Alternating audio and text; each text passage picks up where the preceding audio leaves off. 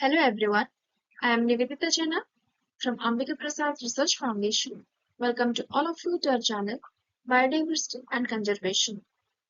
So today in this part we are going to discuss about the parasitism, the spectrum of parasitism, kinds of parasites, adaptations to parasitism, the mechanism of infection, effects of parasite on host disease, the social parasitism, and ecological role of parasites. So let's start.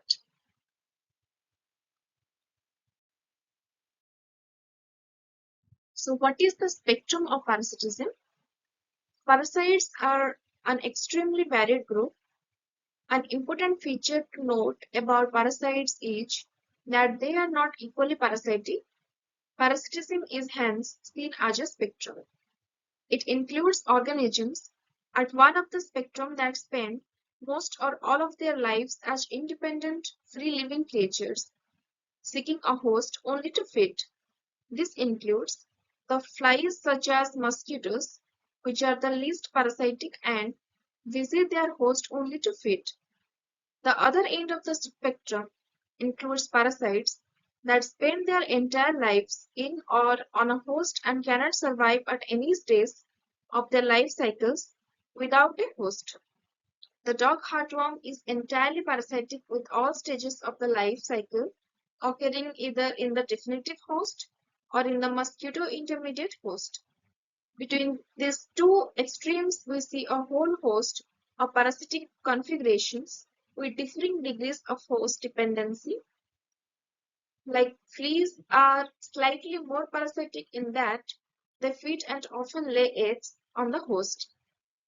Coccidial protozoans are even more parasitic with all the life cycle stages except two occurring inside a host, etc.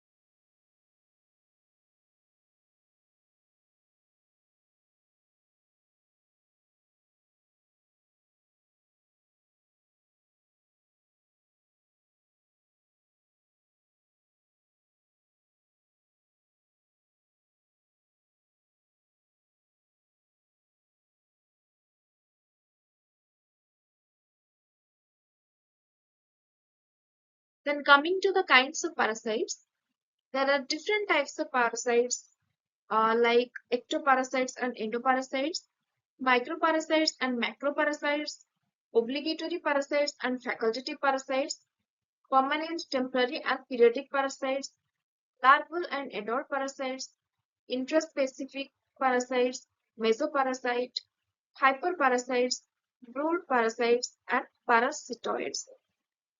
So the ectoparasites and endoparasites, which live on the surface of their host, are called ectoparasite. For example, lice, isopods, monogenean flukes, many crustaceans, whereas parasites which are found in the tissue of the host are called endoparasites. For example, nematodes, tapeworms, flukes, and malaria parasites of vertebrates. Endoparasites can exist in one of two forms, like intercellular parasites or intracellular parasites. Then coming to the microparasites and macroparasites. The microparasites include viruses, bacteria, protistans, and some small worms which reproduce in or on the host, inducing immune responses in vertebrate host. Macroparasites, large parasites include most helminthes and arthropods. They do not reproduce on or in the host, inducing no or weak immune responses depending on infection intensities. Infections often last long and usually are not fatal. Then the obligatory parasites and facultative parasites. The tapeworms and fluids are obligatory parasites which cannot survive without a host at least for part of their life cycle, whereas maggots usually feeding on decaying organic matter are facultative parasites which infect living host only occasionally. Then permanent, temporary and periodic parasites. A permanent parasite such as most parasitic worms, for example helminthes, such as fluids or tapeworms, is an organism that is parasitic on or in a host over long time spans, whereas a temporary parasite such as leeches is parasitic only intermittently. And mosquitoes are periodic parasites which visit a host from time to time. Then coming to the larval and adult parasites, some species, for example, gnathids, isopods, live a parasitic way of life only as larvae. They are so-called larval parasites. However, most parasites are adult parasites, that is, they are associated with the host during at least part of their mature phase. Then the intraspecific parasites, when individuals of the same species, parasites, individuals of the same species, they are referred to as intraspecific parasites. Examples are males of some deep sea fish that live on females of the same species, absorbing food from them. Then mesoparasite, those parasites living in an intermediate position, being half ectoparasites and half endoparasites, are sometimes called mesoparasite. Then hyperparasites, parasites of other parasites are called hyperparasites. For example, some protistans infect helminthes in the intestine or tissue of fishes. Then brood parasites, a form of parasitism called brood parasitism, is practiced by the cuckoo and the cowbird, which do not build nests of their own, but deposit their eggs in the nest of other species and abandon them there. Though the cowbird's parasitism does not necessarily harm its host brood, the cuckoo may remove one or more host eggs to avoid detection, and the young cuckoo may have the host eggs and nestlings from the nest. Then the last one is parasitoids. These are organisms whose larval development occurs inside or on the surface of another organism, resulting in the death of the host. This means that the interaction between the parasitoid and the host is fundamentally different from that of a true parasite and shares some of the characteristics of predation.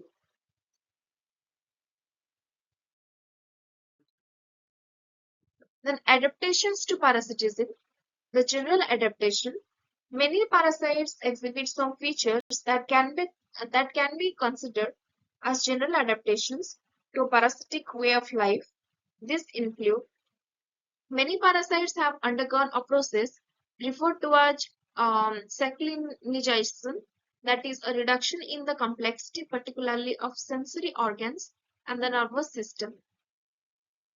Next, most ectoparasites develop some clinging organs such as hooks, suckers, etc., to get attached with the body of their host.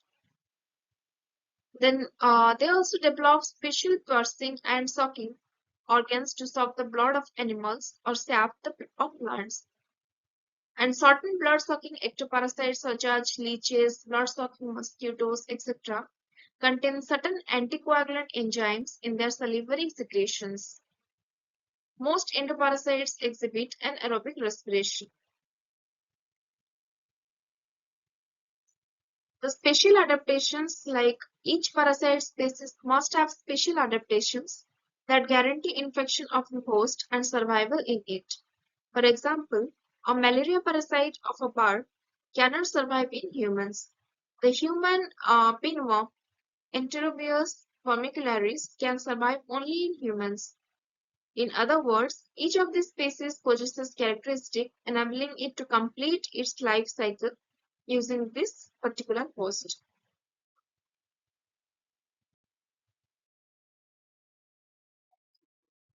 Then the effects of parasite on host disease. The term disease represents a condition which affects the body or a part of it so as to impair normal functioning. Some parasites may have little, others very strong, and sometimes fatal effects on the host. Malaria, and especially one species of malaria, Plasmodium falciparum, have very serious effects on humans, particularly children, often leading to death. The human pinworm Enterobius vermicularis, in contrast, often rather has nuisance value, and monogenean fluids of fish usually have little effect, but some species lead to mass mortalities, particularly in aquaculture. And while an animal must be infected with a parasite to produce disease, it does not necessarily follow that all infected animals will show clinical signs of disease. When susceptible animals are infected with viruses, bacteria, and protozoa, the host lack of immunity usually results in clinically obvious disease. The outcome of these infections will depend on an interaction of factors including the virulence of the organism and how rapidly and successfully the host can mount an effective immune response.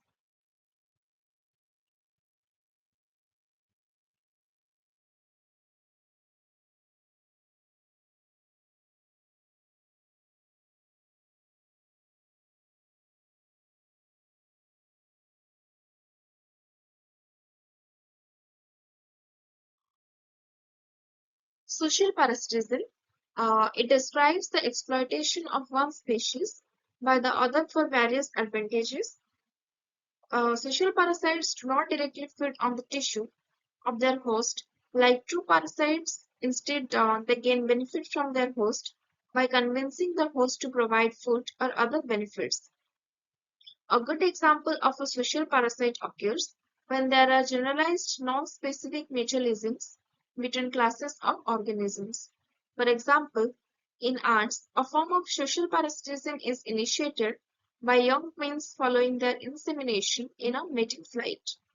The queens try to penetrate host colonies, replace the original queens, and gain acceptance by the workers.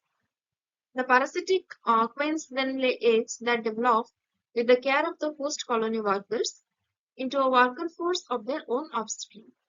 Eventually, the host workers die, leaving only the parasitic queens and their offspring. As a result, a mature colony contains only members of the parasitic species.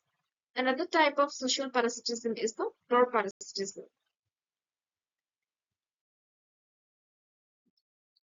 Then, what is the ecological role of parasites? So, recent advances in the field of disease ecology have revealed that parasites are not only ecologically important but can sometimes exert influences that equal or surpass those of free living species in shaping community structure.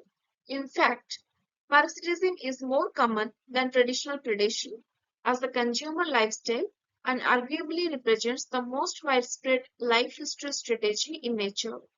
Parasites influence host behavior and fitness and can regulate host population sizes, sometimes with profound effects on trophic interactions, food webs, competition, biodiversity, and keystone species.